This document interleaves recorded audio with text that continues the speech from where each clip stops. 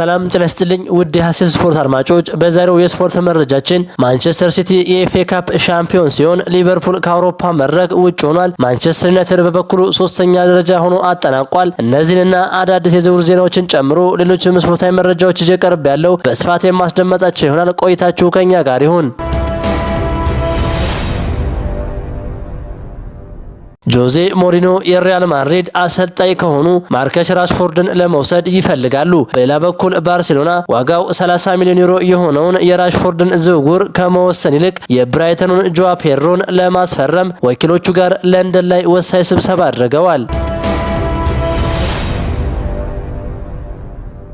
የ85 ሚሊዮን ዩሮ ታዳጊ የፕሪሚየር ሊግ ክለቦችን አነጋግሯል። ፖርቶ በፖርቹጋል ሊግ ሻምፒዮን እንዲሆን ትልቅ አስተዋጽኦ ያበረከተው የ20 ዓመቱ አማካኝ ቪክቶር ፍሮሆልዲ በፕሪሚየር ሊጉ ታላላቅ ክለቦች ራዳር ውስጥ ገብቷል። አርሰናል፣ ሊቨርፑልና ማንቸስተር ዩናይትድ ተጫዋቹን ለማስፈረም የሚፈልጉ ሲሆን ፖርቶ ግን 85 ሚሊዮን ዩሮ ይፈልጋል ሲል ዘሰን ዘግቧል።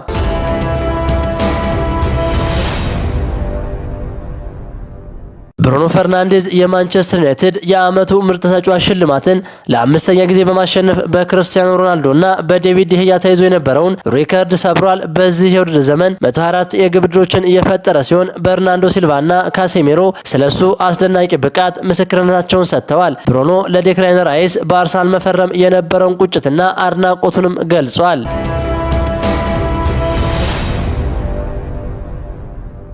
የኤፍኤ ካፕ ዋንጫ በሲቲ የተነጠቁት ቼልሲዎች ብዙም ሳይቆይ ለደጋፊዎቹ ጥሩ ዜና አብስረዋል። ስፔናዊ አሰልጣኝ ዣቪ አሎንሶ ቀጣዩ የቼልሲ አሰልጣኝ ሆኖ ተሾሟል። የምዕራብ ለንደኑ ክለብ ቼልሲ የቀድሞውን የባየር ሊቨርኩሰን ስኬታማ አሰልጣኝ ዣቪ አሎንሶን ለሚቀጥሉት 4 ዓመታት አዲስ ዋና አሰልጣኝ አድርጎ መሾሙን በይፋ አስታውቋል። የምዕራብ ለንደኑ ክለብ ቼልሲ አሰልጣኝ ዣቪ አሎንሶን በኃላፊነት መሾሙን በይፋ ያስታወቀ ሲሆን ስፔናዊ አሰልጣኝ ዣቪ አሎንሶ ሰማያዎቹን ለሚቀጥሉት 4 ዓመታት ለማሰልጠን ፊርማ ቸውን አኖረዋል። በውድድር ዓመቱ አጋማሽ ኤንዞ ማሬስካን በማስተናበት ሊያም ሮዚኒየርን መሾማቸው ይታወሳል። በውጤት ቀውስ ውስጥ የሚገኘው ቼልሲ ለሳምንታት በጊዜ አሰልጣኝ ሲመራ ቆይቶ አሁን ላይ ዣቪ አሎንሶን ሾሟል። አሎንሶ ከሪያል ማድሪድ ኃላፊነት ከተሰናበተ በኋላ ያለ ስራ መቆየቱ የሚታወስ ሲሆን ዣቪ አሎንሶ ከፊርማው በኋላ ቼልሲ ከዓለም ምርጥ ክለቦች አንዱ ነው፣ የዚህ ታሪካዊ ክለብ አሰልጣኝ በመሆኔ ኮርቻለሁ ብሏል።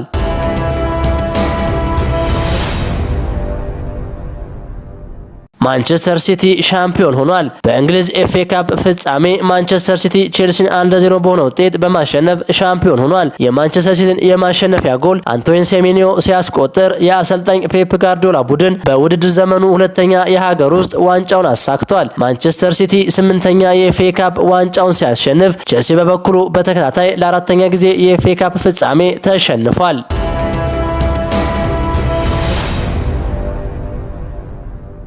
በ37ኛ ሳምንት የእንግሊዝ ፕሪሚየር ሊግ አስቶን ቪላ ሊቨርፑልን አሸንፎ ለቻምፒየንስ ሊግ ማለፉን በይፋ አረጋግጧል። ቡድኑ አሁንም የአውሮፓ ሊግን የማሸነፍ ትልቅ እድል ያለው ሲሆን ሊቨርፑል በዚህ የውድድር ዘመን በሁሉም ውድድሮች 20 ጨዋታዎችን በመሸነፍ አዲስ የሽንፈት ታሪክ አስመዝግቧል። ክለቡ ከ450 ሚሊዮን ዩሮ በላይ ቢያወጣም አዲሱ አሰልጣኝ አርነ ስሎት ከአሞሪም የባሰ ሪከርድ አስተናግዷል። በአንጻሩ ማንቸስተር ዩናይትድ ባለፈው ዓመት 15ኛ ደረጃ ይዞ ቢያጠናቅቅም በዚህ ዓመት ከሊቨርፑል ያነሰ ገንዘብ አውጥቶ ከነሱ በላይ ማጠናቀቅ ችለዋል።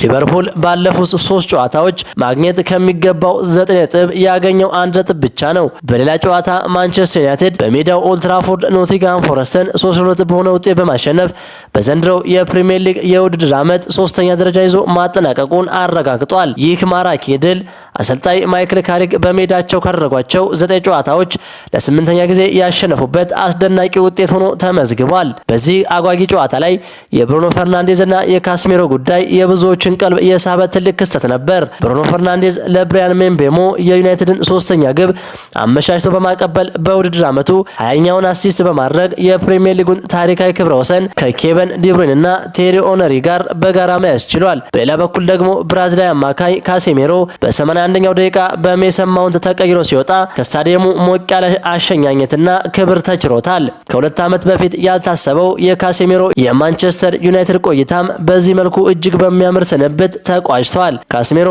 በማንቸስተር ዩናይትድ ማሊያ የመጨረሻውን የኦልትራፎርድ ጨዋታውን አድርጓል። ጨዋታው ሲጠናቀቅ በጣም ስሜታዊ ሆኖ የታየው ካስሜሮ በኦልትራፎርድ ለነበሩት ደጋፊዎች ልባዊ ምስጋናውን አቅርቧል። የዩናይትድ ደጋፊዎችም በታላቅ ክብርና በደመቀ የቆመ ጭብጨባ ስንብት አድርገውለታል። በተመሳሳይ 11 ሰዓት ላይ የተደረጉት የ37ኛ ሳምንት የእንግሊዝ ፕሪሚየር ሊግ ጨዋታዎች ብርቱ ፉክክር ያስተናገዱ ሲሆን የአውሮፓ መድረክ ተሳትፎን ለማግኘት የሚደረገውን ፍልሚያ ይበልጥ አቀጣጥለውታል።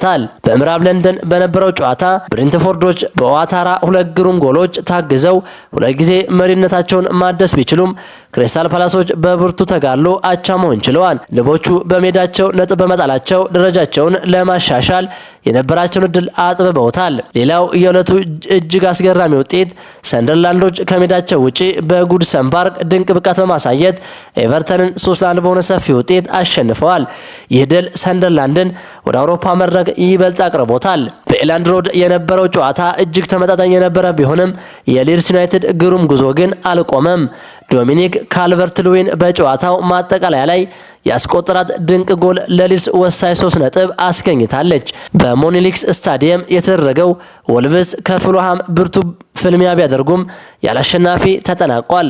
ሁለቱም ክለቦች ጠንካራ ፉክክር ቢያደርጉም በመጨረሻም 1-1 በሆናቻ ውጤት ተጠናቋል። በወራጅ ቀጠና የሚገኘው ዌስትሃም ዩናይትድ በኒውካስል ዩናይትድ 3-1 በሆነ ውጤት ተሸንፏል። ዌስትሃም ዩናይትድ የገጠመው ሽንፈት ከፕሪሚየር ሊጉ የመውረድ እድሉን ከፍ አድርጎታል። ቶተንሃም ቀጣይ ጨዋታውን የሚያሸንፍ ከሆነ ዌስትሃም ዩናይትድ በይፋ መውረዱን ያረጋግጣል። ዌስትሃም ዩናይትድ የመጨረሻ ጨዋታውን ከሊድስ ዩናይትድ ጋር የሚያደርግ ሲሆን ቶተንሃም በበኩሉ በቀጣይ ከቼልሲ እና ኤቨርተን ጋር የሚገናኝ ይሆናል።